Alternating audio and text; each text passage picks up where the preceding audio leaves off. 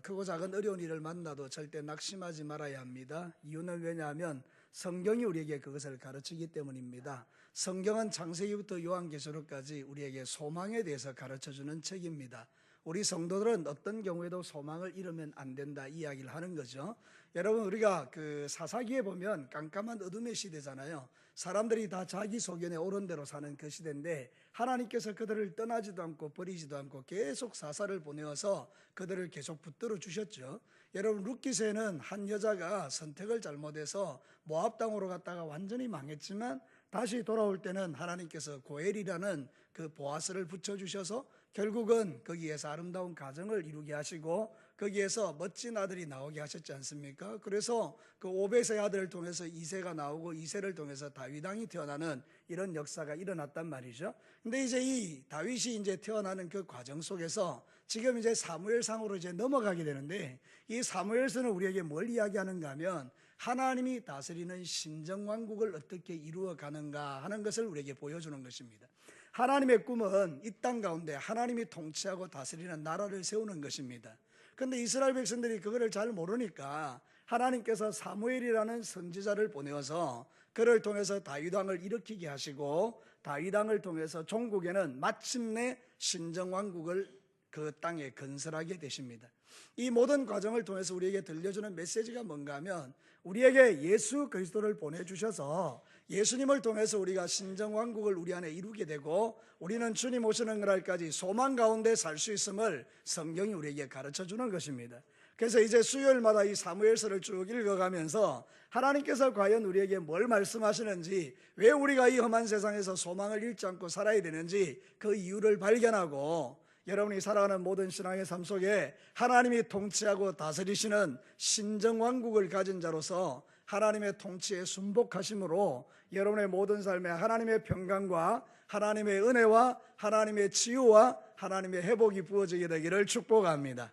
자, 오늘 읽은 이 성경 본문은 여러분이 상식적으로 조금 알고 있는 것처럼 엘가나라는 가정에 한나와 버닌나라는 여자 사이에 다툼이 일어나서 결국 나중에 이것 때문에 이제 하나님의 나라가 이루어지는 그 과정을 먼저 설명하고 있는 거잖아요. 그래서 오늘 이 성경을 통해서 하나님이 저와 여러분에게 들려주는 몇 가지 메시지를 듣겠는데, 첫 번째, 하나님이 우리에게 이렇게 말씀하십니다. 쉬지 않고 일하시는 하나님의 은혜가 있다라는 것입니다. 우리가 소망을 잃지 않아야 되는 이유는 하나님이 쉬지 않고 일하시기 때문입니다. 오늘 읽은 이 성경 본문에 보면 참 절망적인 가정이 나오는 거죠. 엘가나라는 사람이 에브라임 사람으로 나와 있지만 사실은 에브라임에 살고 있는 레위인입니다. 레위인은 하나님의 일을 하는 사람인데 하나님의 일을 하지 않고 그 땅에 살고 있는 것인데, 하나님의 말씀대로 살아야 되는 이 레위인이 부인을 2명 두었기 때문에 그것 때문에 날마다 가정이 시끄러운 것입니다. 하나님의 말씀대로 살지 않으면 우리가 복잡해지죠. 그러니까 여러분이 하나님의 말씀대로 살면 평강이 찾아올 줄로 믿습니다. 그래서 이게 시끄럽고 복잡해지는데요, 놀라운 것은 그 시대에 영적으로 지도하는 지도자가 문제가 있는 겁니다. 오늘 성경 본문에 그 이야기를 잠깐 하고 있습니다. 그 시대에 이 이스라엘 백성들의 영적인 삶을 담당하는 제사장의 이름이 나오는데, 여러분 3절 말씀을 한번 보겠습니다.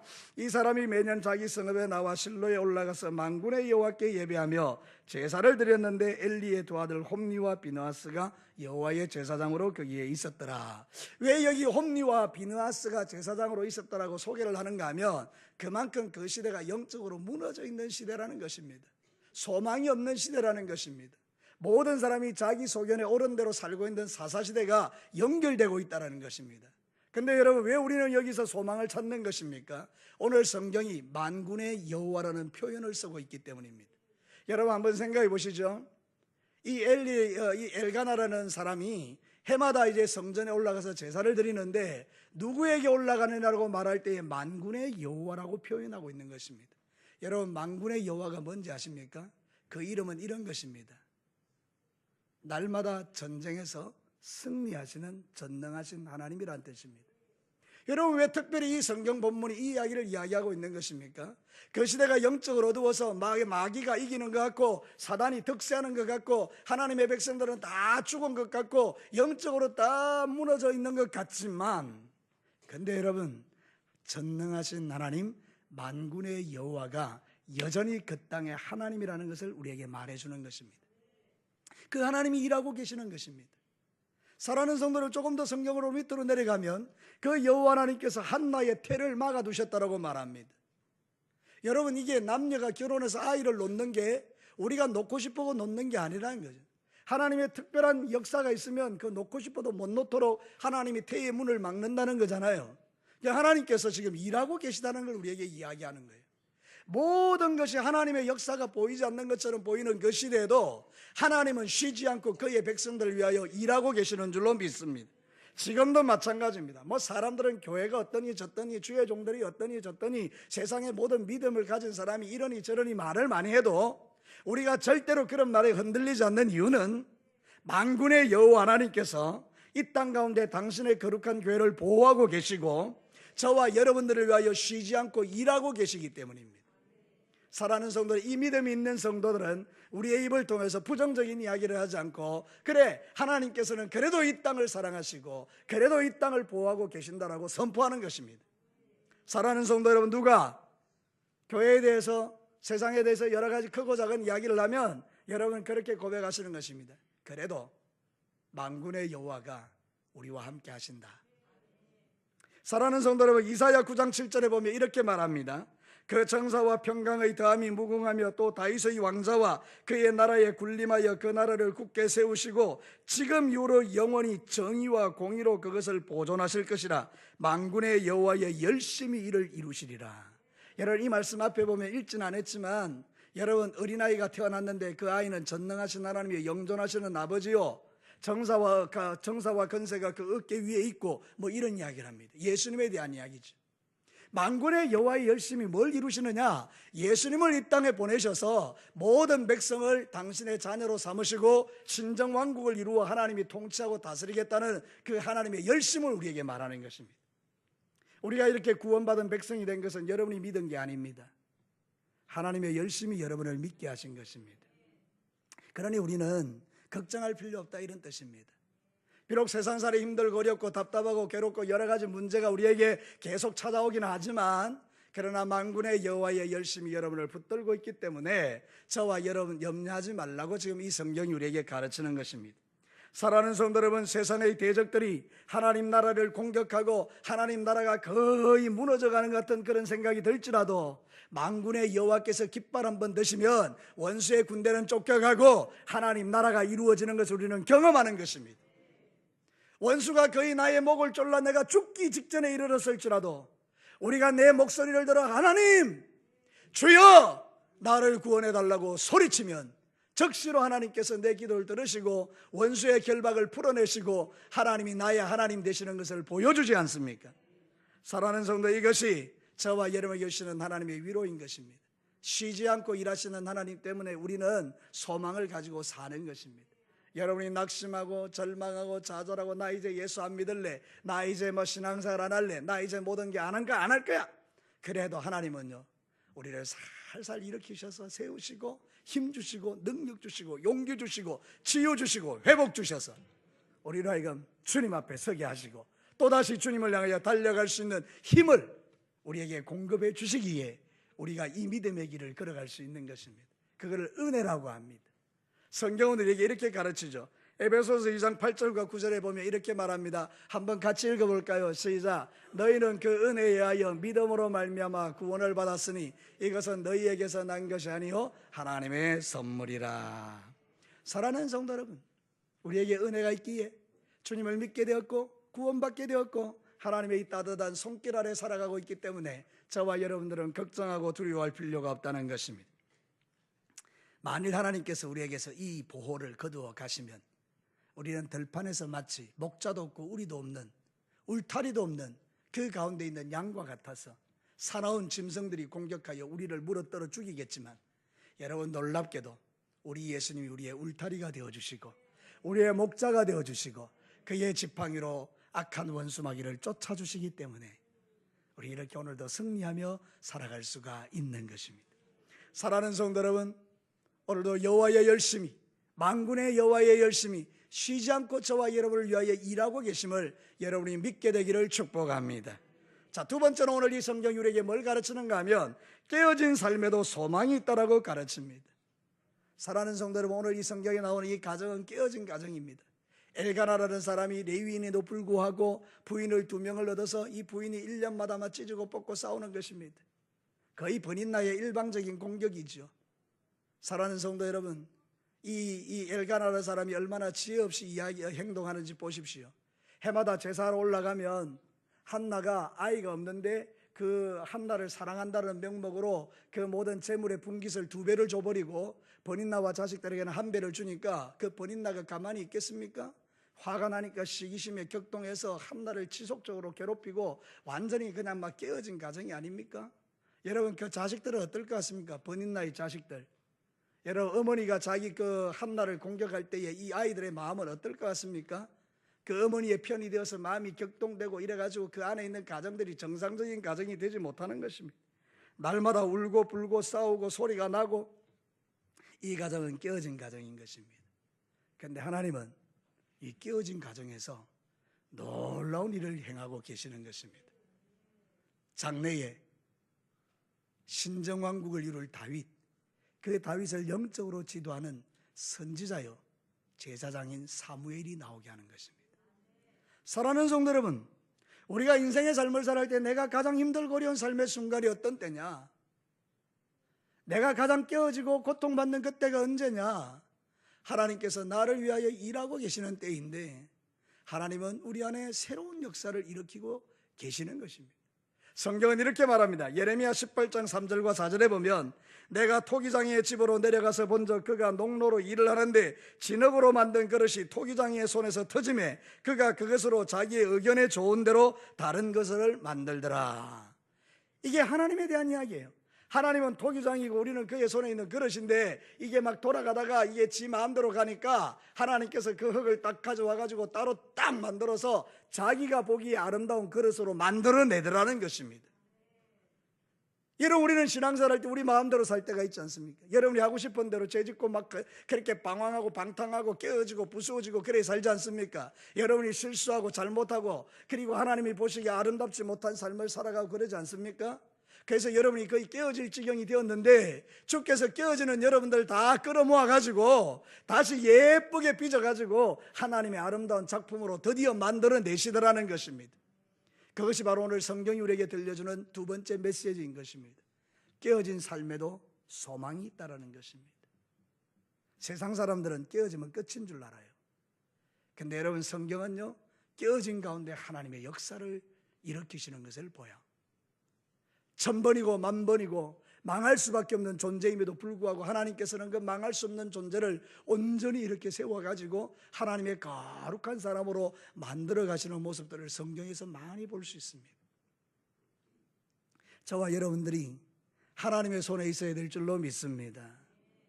하나님의 손 안에서 빚어질 때에 그 인생이 가장 멋지고 아름다운 인생이 됨을 성경은 우리에게 가르쳐주고 있는 것입니다. 여러분, 한나의 이름 뜻은 은혜라는 뜻입니다. 하나님이 그를 은혜로 지켜주시고 그 절망 가운데 깨어진 가운데 하나님이 은혜를 베풀어줘서 새로운 그릇으로 빚어가실 때에 그 고통 속에서 사무엘이 태어나는 영광을 누리게 되는 것입니다. 그러므로 사랑하는 성도, 우리는 어떤 경우에도 포기하면 안 됩니다. 어떤 경우에도 기도의 끈을 놓치면 안 됩니다. 사랑하는 성도 여러분, 여러분이 기도의 끈을 가지고 하나님께 부르짖고 간구하는 가운데 하나님은 여러분의 인생을 새롭게 만드셔서 아름다운 작품으로 만드셔서 하나님이 영광을 받아주실 것이기 때문에 오늘도 저와 여러분이 이 믿음으로 이 신앙의 삶을 달려가고 있는 것입니다. 우리 사랑하는 성도 여러분, 지난 3일 동안 어떻게 사셨습니까? 지난 3일간 사는 세상 가운데서 여러분 깨어지고 부수어진 것은 없으십니까? 그러나 깨어지고 부수어졌다 할지라도 우리는 주님의 손 안에서 다시 회복되어지고 하나님이 여러분을 멋진 작품으로 만들어 가실 줄로 믿습니다. 그래서 오늘 이 밤이 하나님께서 저와 여러분에게 들려주는 메시지가 이것입니다. 깨어진 삶에도 소망이 있다. 빌레몬 1장 10절에 보면 이 빌레몬이 오네시모에 대한 이야기를 지금 하고 있는 것을 볼 수가 있죠. 갇힌 자 중에 낳은 아들 오네시모를 위하여 내가 간구하노라. 그가 전에는 내게 무익하였으나 이제는 나와 네게 유익함으로 내가 그를 돌려보내니 그는 내 신복이라. 사랑하는 성도 여러분, 잘 아는 이야기처럼 오네시모는 무익한 자였잖아요. 아무자고도 쓸모없는 자였잖아요. 그런데 그에게 하나님의 은혜가 부어지니 그 쓸모없는 인생이 사도 바울에게는 너무 소중한 신복과 같은 인생으로 변화됐지 않습니까? 바울이 변화시킨 것입니까? 오네시모 스스로가 결단으로 변화된 것입니까? 아닙니다. 그가 하나님의 손안에 있었기 때문입니다. 그래서 우리도 소망이 있는 것입니다.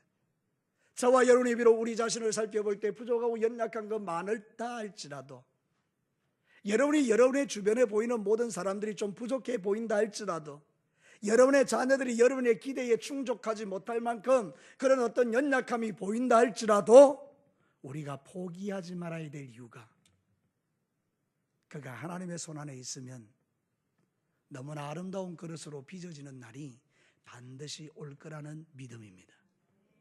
사랑하는 성도 여러분, 오늘 이 밤에 그 믿음이 저와 여러분에게 있게 되기를 축복합니다. 그래서 우리는 포기할 수가 없는 것입니다. 그래서 우리는 낭망할 수가 없는 것입니다. 사랑하는 성도 여러분, 오늘도 이 성경 본문을 통해서 저와 여러분에게 들려주는 하나님의 선명한 메시지를 기억하십시오. 깨어진 삶에도 소망이 있다라는 것입니다. 마지막 세 번째는 뭔가 하면 막힘은 또 다른 축복이라는 것입니다. 사랑하는 성도 여러분, 인생 살다 보면 종종 막힐 때가 있잖아요.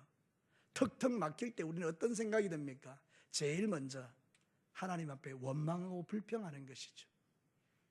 여러분이 한나가 사실은 이게 태의 문이 막혔을 때에 얼마나 절망스러웠겠습니까? 자기의 대적인 버린 나는 아이를 그렇게 잘 놓는데 자신은 남편에게 사랑받는 존재임에도 불구하고 태의 문이 막혀 있었을 때 그가 가지는 절망과 좌절이 얼마나 크겠습니까? 근데 여러분이 잘 아시는 것처럼 하나님이 왜 막아두신 것입니까? 한나가 이 막힘을 통하여 하나님께로 나아가는 것입니다.